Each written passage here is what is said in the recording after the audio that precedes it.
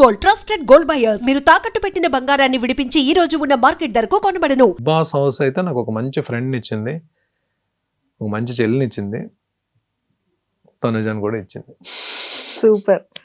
And Tanuja గారిది మీది కూడా బాండింగ్ కానీ ఆ రిలేషన్ కూడా చాలా క్యూట్ గా భలే అనిపించేది.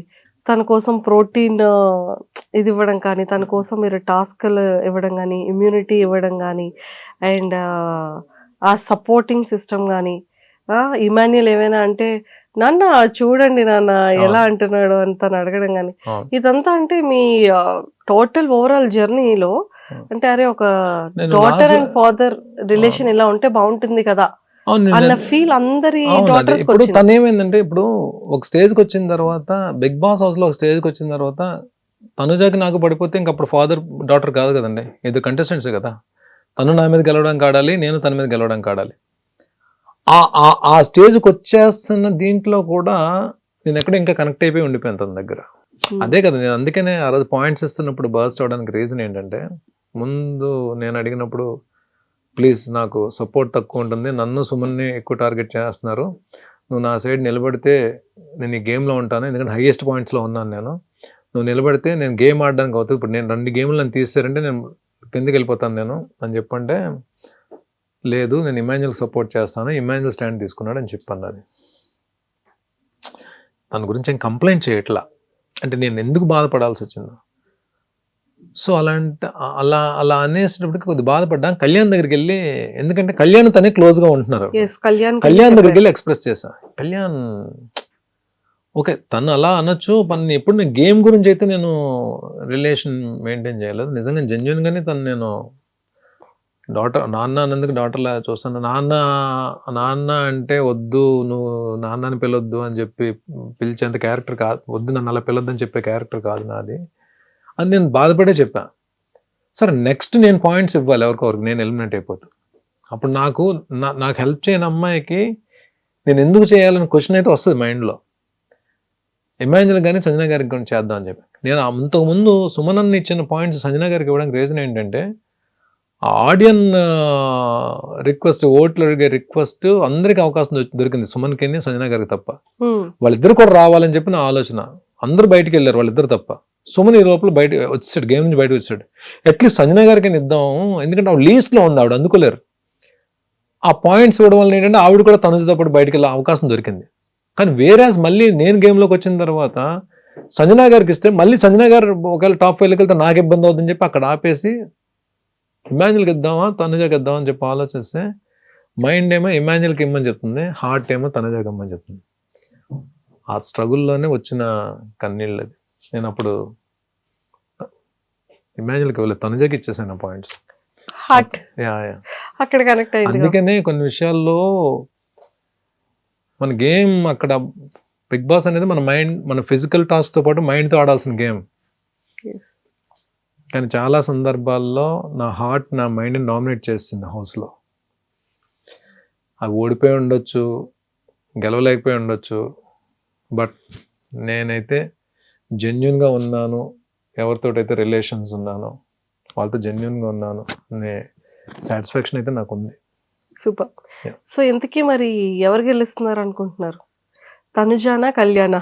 ఇద్దరికి ఛాన్స్ ఉందండి. నేను మొన్న బజ్లో కూడా అదే చెప్పా, ఇద్దరికి ఛాన్స్ ఉంది. ఇద్దరికి ఫస్ట్ ప్లేస్ ఇచ్చాను నేను. తనుజాకి ఫస్ట్ ప్లేస్ ఇచ్చాను, కళ్యాణ్కి ఫస్ట్ ప్లేస్ ఇచ్చాను. ఎలిమినేట్ అయ్యి హోస్టార్గా పక్కన ఉన్నప్పుడు తనుజా నువ్వు కప్పు తీసుకురావాలని చెప్పి తనుజాకే నేను చెప్పాను. నేను తనుజా నువ్వు కప్పు తీసుకొస్తే నేను ప్రౌడ్గా ఫీల్ అవుతా అని చెప్పాను. కానీ ఇక్కడికి వచ్చిన తర్వాత బస్ దగ్గరకు వచ్చిన తర్వాత ఇద్దరికి ఫస్ట్ ప్లేస్ ఇచ్చాను. కానీ ఆయన యాంకర్ పర్టికులర్గా ఒకరి పేరు చెప్పాలని చెప్పి అనడానికి నేను చెప్పడానికి కారణం ఏంటంటే, 360 degreesలో ఆలోచిస్తే ఇద్దరు ఫైటర్సే. తను ఫైట్ చేసింది ఫస్ట్ నుంచి, కళ్యాణ్ కూడా తను కామ్ అండ్ కంపోజ్డ్ ఆడుకుంటూ వచ్చాడు. లేకుండా వాళ్ళిద్దరిలో ఆ పొటెన్షియల్ లేకుండా ఎందుకు ఈ వీక్ వరకు వస్తారు? తను మంచి టాస్క్లు గెలిచింది, తిను కూడా టాస్క్లు ఆడి ఫినాలే టికెట్ తీసుకున్నాడు, దానికి ముందు క్యాప్టెన్ అయ్యాడు. ఇవన్నీ దాని ముందు క్యాప్టెన్ అవ్వడం, ఫినాలే టికెట్ తీసుకోవడం, ఇవన్నీ చూస్తే ఎందుకు ఇద్దరిది ఎడ్జ్ ఉన్నా సరే నాకు ఆ టైంలో కళ్యాణ్ పేరు చెప్పానని చెప్పి తనుజాని తక్కువ చేసినట్టు కాదు. తనుజాని తక్కువ చేస్తే తనుజాకి ఆ సిచ్యువేషన్ కూడా నేను పాయింట్స్ ఎందుకు ఇస్తాను? స్టేజ్ మీద ఏమో తనుజ కప్పు తీసుకురావాలమ్మా, నేను ప్రౌడ్గా ఫీల్ అవుతాను, నేను ఎందుకు చెప్తాను నేను?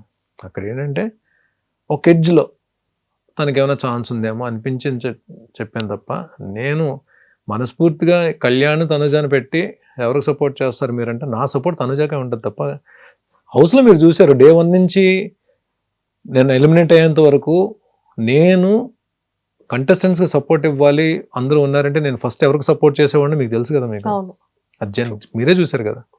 నేను ఇమ్యూనిటీ తనకే ఇచ్చాను, టాస్క్ ఆడిని తను గెలిపించి సేఫ్లో పెట్టాను. ఒక్కొక్కసారి మీరు లాస్ట్ మినిట్లో కూడా లాస్ట్ వచ్చేసే ముందు కూడా పాయింట్స్ తనకే ఇచ్చాను.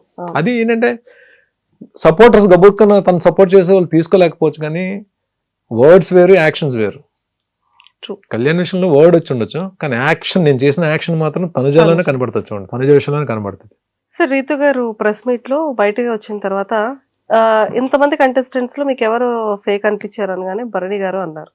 హౌస్లో ఉన్నప్పుడు అన్నది అని చెప్పండి, అది తను ఎలాగా డెమోని గెలిస్తే బాగుంటుంది అని చెప్పి ఆలోచించే వ్యక్తి కాబట్టి ఆ అంటే తనకు నా మీద పర్సనల్గా ఏమి ఉండదు అన్నది అని చెప్పి, ఒకవేళ అది అన్నది నిజమైతే డెమోని గెలవాలి అన్న ఆలోచనతో చెప్పిన మాట అయ్యి ఉంటుంది. కానీ దాని గురించి నేను పెద్ద అయినా ఫ్యామిలీ వీక్ అప్పుడు అందరూ వచ్చారు కదా, వాళ్ళ మదర్ కూడా వచ్చారు.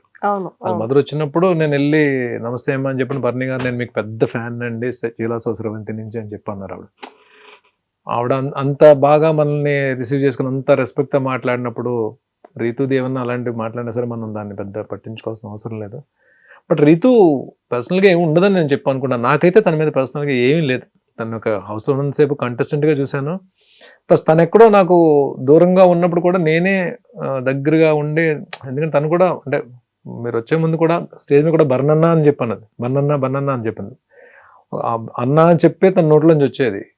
అలాంటప్పుడు తను అంటే ఏం మాట్లాడినా తన గురించి పెద్దగా మనం అన్న అని పిలిచిన అమ్మాయి గురించి మనం ఎందుకంటే తను ఏమైనా మాట్లాడినా తెలియకైనా మాట్లాడినా మనం దాని గురించి సీరియస్గా తీసుకోవాల్సిన అవసరం లేదు.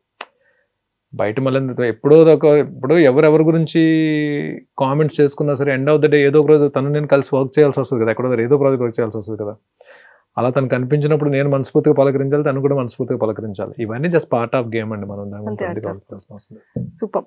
అండ్ స్టేజ్ మీదకి వచ్చేసేటప్పటికి అంటే యమదొంగలో డైలాగు లీలగా అంత పెద్ద డైలాగ్ని ఒక సింగిల్ టేక్లో అంత స్ట్రాంగ్గా చెప్పేశారు సార్ కదా. రష్మిక గారు కూడా హార్ట్ని ఇలా ఇచ్చారు మీకు. వచ్చిందా? వచ్చింది. ఎక్కడ పెట్టారు హార్ట్ని? ఎక్కడ పెట్టుకున్నారు? హార్ట్ని ఎక్కడ పెడతామండి? హార్ట్ని మనం ఆవిడ ఏంటంటే అది ఆర్టిస్ట్గా ఆవిడ ఎక్కడో ఇంప్రెస్ అయ్యారు. ఇంప్రెస్ అయ్యి ఇచ్చిన కాంప్లిమెంట్ అది. బట్ సార్ కూడా హోస్ట్ సార్ కూడా భరణి ఫెంటాస్టిక్ భరణి అని చెప్పాను. అంటే నాకు సార్ చాలా ఈ స్కిట్స్ చేస్తున్నప్పుడు చాలా సార్లు నాకు సార్ నన్ను కాంప్లిమెంట్స్ ఇచ్చారు. లక్కీగా మంచి స్కిట్స్ పడ్డాయి.